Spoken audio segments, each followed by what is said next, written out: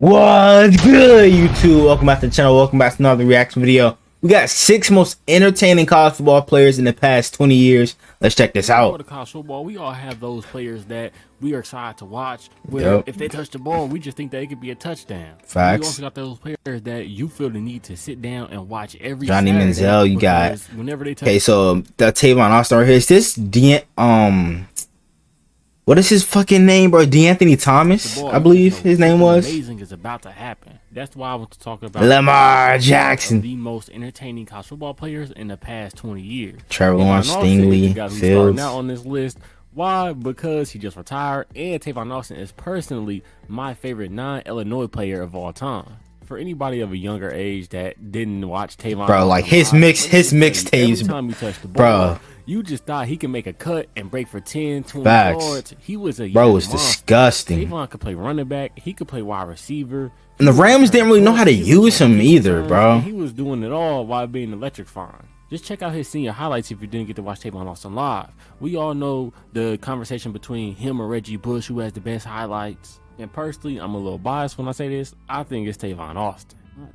I actually think his junior highlights is better than his senior highlights. For his career, he had 3,400 receiving yards to go along with 29 receiving touchdowns. But on the ground, he had over 1,000 yards and he had 6 touchdowns on the ground as well. I don't know why it seemed like more when I watched him, but that's all he had. And of course, his best seasons came in his junior and senior season, where he had key games against Clemson in the Orange Bowl in his junior season. Tavon against Clemson had 123 receiving yards and 4 touchdowns, and West Virginia blew out Clemson in that Orange Bowl. Of course, his best game during his senior year came against Oklahoma. Tavon had just 82 yards receiving in that game. Nah, bro, that's disrespectful as fuck. That boy was high stepping. And I promise you, I remember watching that game, it felt like every time Tavon touched the ball, it was just going to be a big play or a touchdown.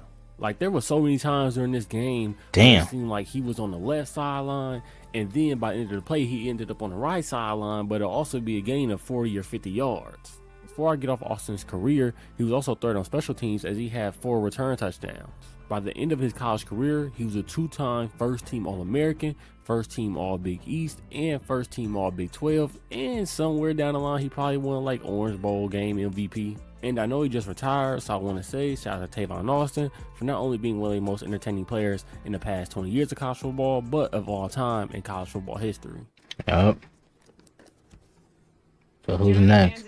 Oh, Johnny Football. Johnny Manziel, who's just a showstopper. One of the biggest draft busts of all time, but man, was he great in college. Especially going into his freshman season, where 247 had him rated as a 4-star, but compositely they had him rated as a 3-star. To add on, this was Texas A&M first year in the SEC. And oh shit, you gonna start a true freshman quarterback? Oh, some people thought this wasn't gonna work. Johnny Manziel though made those people that didn't believe. Johnny Manziel in his freshman season did anything he wanted to do against any defense in the country. His stats his freshman year were 3,700 yards, 26 touchdowns, 9 interceptions, and that was just passing. Rushing, Manziel would have 1,400 yards and 21 touchdowns on the ground. And of course, the fuck that season for Manziel came against the #1 ranked team, that being Alabama, as he had 253 passing yards to go along with 2 touchdowns. To top it off, on the ground he had 92 yards, and they won the game. You ain't gotta show this, bro. The season, Manziel was named SEC Freshman of the Year. He won the Davey O'Brien Award, and he was the first true freshman Heisman Trophy winner. And let's be honest with ourselves, if it was NIL back then, Manziel would have got paid. And he probably would have been the highest paid college sports athlete, at least in football, ever. I mean, Manziel was out here on top of the college football world. I mean, he was hanging with Floyd Mayweather, hanging with Justin Bieber. What the hell? Nah, bro, this is the most random collab of all time, bro. We got Tyrese in the cut, too. Dude was just getting recognized by some of the greatest athletes in the world at that time. Now, his sophomore season was a little bit different. It was better statistically, but the team didn't have a better season compared to his first year. He had 4,100 passing yards and 37 passing touchdowns. He still had some crazy performances, like against Alabama, where he threw for a school record 464 yards and 5 touchdowns on top of that. And Manziel was so good in college that you had Skip Bayless saying that he could be a greater Cleveland athlete than LeBron. How did that turn out, huh? And we all know Manziel sucked in the NFL. It is what did he just throw up the middle finger? Manziel sucked. That's crazy. It is what it is, but we cannot lie. He's one of the most entertaining, electrifying college football players in the last. Yep, even though he did beat up on my Alabama Crimson Tide. Reggie Bush.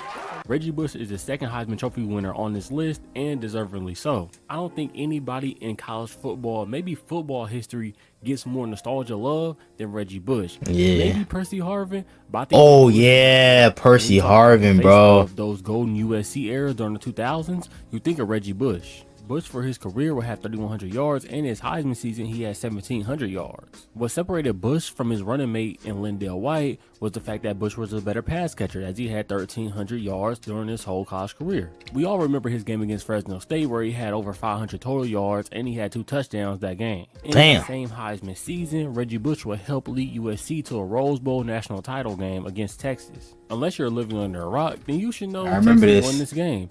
And I actually got a video about this game on my channel. If you want to go check it out. I remember reacting to that. Really, one of the key moments from this game was that Reggie Bush lateral that ended up being a fumble. In the end of his career, Reggie Bush was a one-time, and depending on who you ask, maybe 2-time national champion. He was a Heisman winner. He won almost every award in 05 that a running back could win.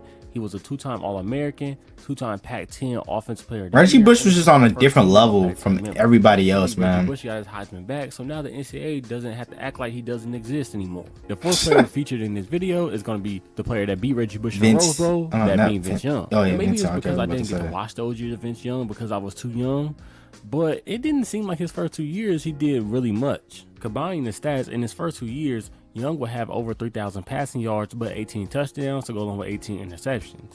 Running the ball was arguably what he did best in his first 2 years, as he had over 2,000 rushing yards and 25 touchdowns in that time span.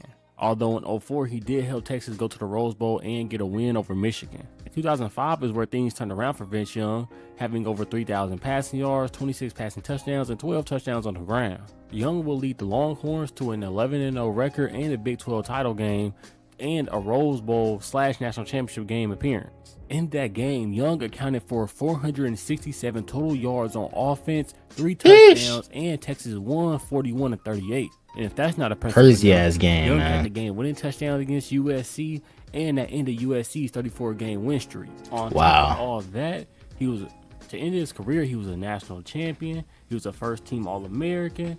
He got his number retired by Texas. He was a Rose Bowl Hall of Fame. Deserved. And maybe it's up for debate, though. He should have won that 05 Heisman Trophy over Reggie Bush. Devontae Smitty, bro. This 2020 season was absolutely spectacular, bro. Oh my gosh, this 2020 season was like, oh man, this is a fever dream at this point, bro. And I know it's controversial. Oh man, put Devontae Smith on there. I mean, he's the only non-quarterback / running back that has won the Heisman since Charles Woodson. This 2020, oh my gosh, I've ever watched. Facts, the Slim Reaper. I've been watching college football since Dennis Dixon's last year at Oregon. Now I didn't get to see dominant receivers like Charles Rogers, Larry Fitzgerald, or Megatron play in college, but I believe Devontae Smith is on the same tier as those wide receivers, at least in college.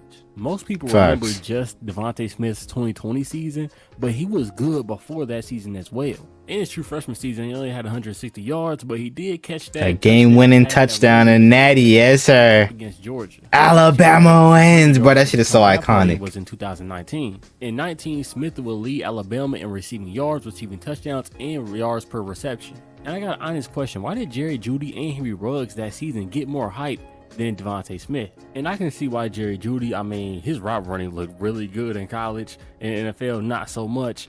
But Henry Ruggs, I mean, Devontae Smith was just playing a better receiver than Henry Ruggs. That 2020 season, though, come on now, 1,800 yards, 23 receiving touchdowns. Smith could have very well had over 2,000 yards that season, as Bama would have played 14 games naturally because they made the college football playoffs, but since it was 2020, they only played 13 games. And because Smith of COVID. Have a rushing touchdown and a punt return touchdown as well. And Alabama needed him to have this dominant season because early in the season, Jalen Waddle, the receiver for this Alabama team, got hurt. Smith and Alabama will go on to have an undefeated season and go to the national title game and beat Ohio State. And then Smith got hurt in that game too after fucking up Ohio State in the first 3 quarters. Devontae Smith won the Heisman. He was a first-team All-American. He won SEC Offensive Player of the Year. I mean, I just remember in college, there was nobody that can cover Devontae Smith, especially in that 2020 season. He was cooking everybody's defense. Especially stinging like, oh, Lamar Jackson. Yes, sir. My glorious king. Jackson. And fun fact, I actually got to see him take his first snap in college, and that was actually an interception. And after that interception, I had no clue what he would become. I didn't know he would become a Heisman winner and one of the greatest quarterbacks in college football history. Yes, Lamar, sir. The first quarterback I ever watched in college football that can make the wrong read on a read option play and still turn it into a gain of big yards or a touchdown. Lamar had because he's so elusive, man. Especially consider where he was ranked. But his sophomore season is where he had everybody in awe. It seemed like every week he was just creating a new highlight, whether that was one highlight or 10. Lamar would put up stats of 3,500 passing yards and 30 touchdowns. Then on the ground, he would have 1,500 yards and 21 touchdowns. And of course, that season was where he and Deshaun Watson had that crazy duel on a Saturday night, which Clemson ended up winning. For his college career, Lamar would have 9,000 passing yards and 69 passing touchdowns. And on the ground, he would have over 4,000 yards and 50 total touchdowns rushing. And let's be honest here, he carried those Louisville teams, especially his last 2 years. Like, his teams had Jalen Smith, Jair Alexander, CJ Avery, Des Fitzpatrick, and that's cool, but his teams weren't that talented. By the end of his collegiate career, Lamar Jackson won ACC Player of the Year twice, ACC Offensive Player Heisman twice as a one-time Heisman. Was a Heisman Trophy winner, yes, sir. Multiple other awards. And on the side note, it's sad that we never got to actually play with Lamar Jackson in the NCAA. Imagine Lamar in NCAA. That shit would be so broken. For this video, I know left off guys like Tim Tebow, Percy Harvin, Trayvon Boykin, Denard Robinson, and more. But if this video does good, I'll make a part 2, and I'll maybe even make it all time instead of 20 years. Ooh, okay. Video, and until next time, I'm out. Peace.